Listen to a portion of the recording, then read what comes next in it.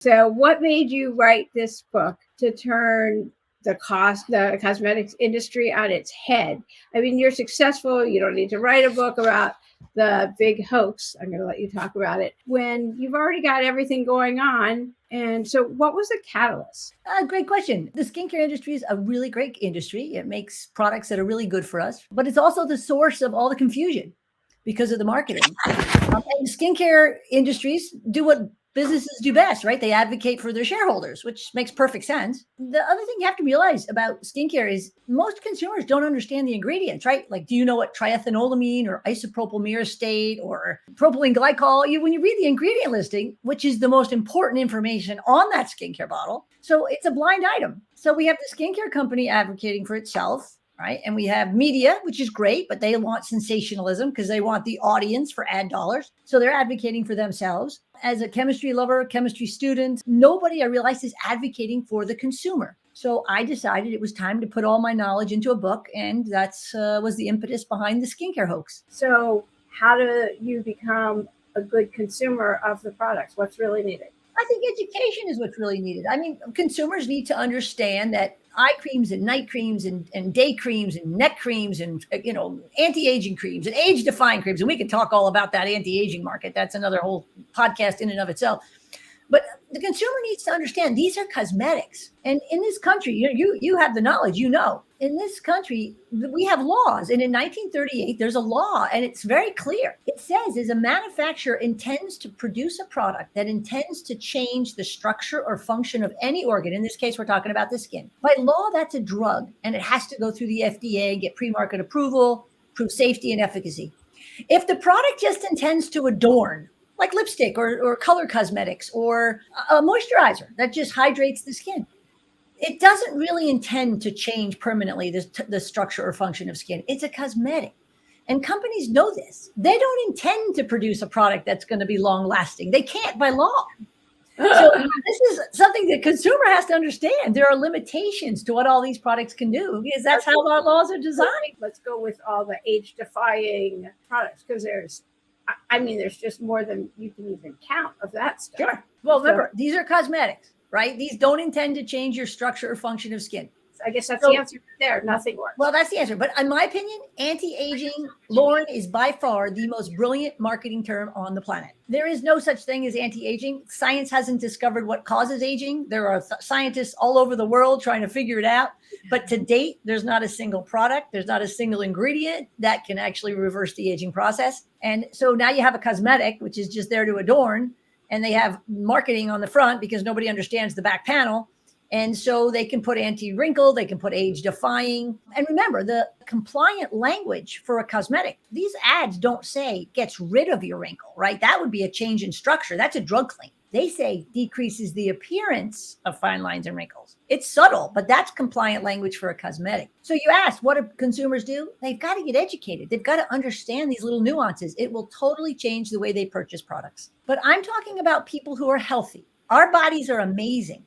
When your body is healthy and you eat a nutritious diet, you will get almost 30% of your required water content through your diet, through fruits and vegetables, which have high water content. And the body is so amazing that it will tell you when you really need more water. It will make you feel thirsty. When you feel thirsty, a healthy body is like, okay, I need water.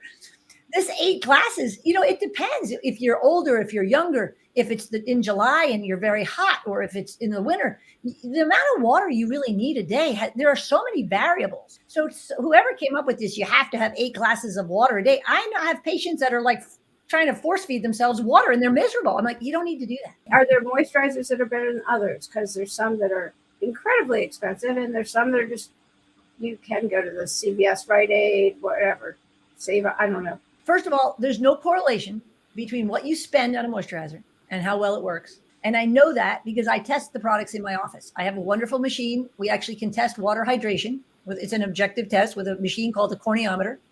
We give patients products. They use them on their forearms for a week. They come back and we retest how much water is in the skin.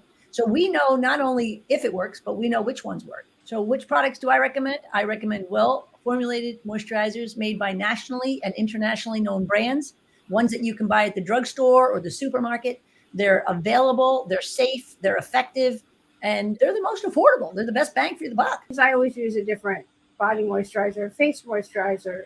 Not that, well, my face one is expensive. I'm not going to lie. I've been using it ever since a friend from law school showed it to me. It was like my splurge, and it's thick and it's good. And if I use any, and that is the only thing, I call it a cosmetic, and you've now verified that. Well, you like it, and that's fine. If you like it and it works for you, that's wonderful. But you're saying it doesn't make a difference between face and body.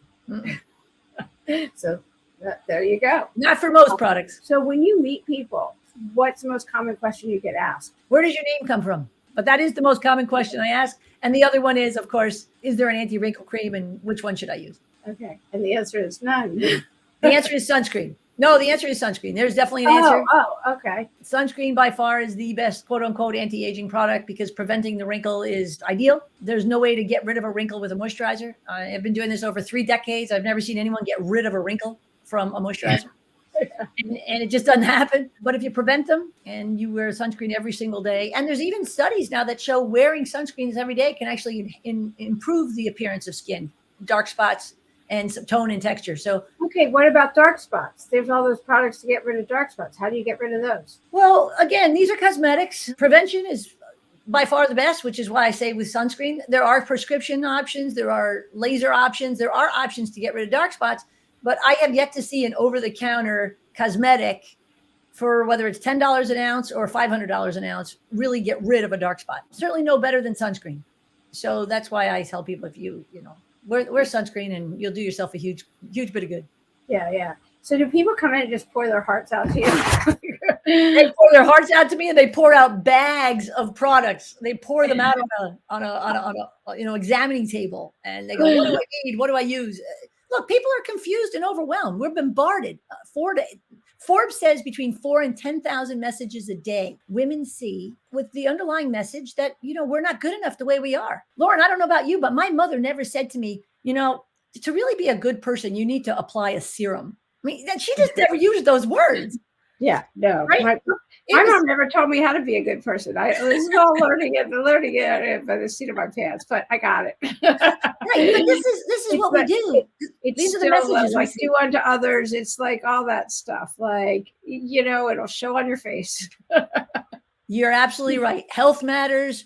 Accomplishments matter, kindness matters, and none of those things comes in a bottle or a tube or a syringe. I'm sorry to say, but that is the truth. So what's the hardest challenge that you've gone through, and how'd you get through it? Oh, hardest challenge. Well, raising 4 children is a daunting task. The trials and tribulations of having teenagers and their experimentation with things that you don't want them to experiment with. And that was a challenging task. But you fall back on gratitude. They're healthy kids. They're going to make it through. And I think that I've been very blessed. I am very fortunate. And the luckiest day of my life, I say, was the day I was born. I was born to 2 parents who love each other and were good to us. I never had to worry about where my next meal was coming from. I was educated, which is a privilege in and of itself. I think my husband and my biggest accomplishments are our 4 kids.